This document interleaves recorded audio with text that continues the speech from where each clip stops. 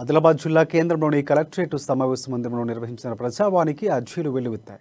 జిల్లా నలుమూల నుంచి తరలివచ్చిన అర్జీదారులు పలు సమస్యలపై ఉన్నతాధికారులకు దరఖాస్తులు అందజేశారు.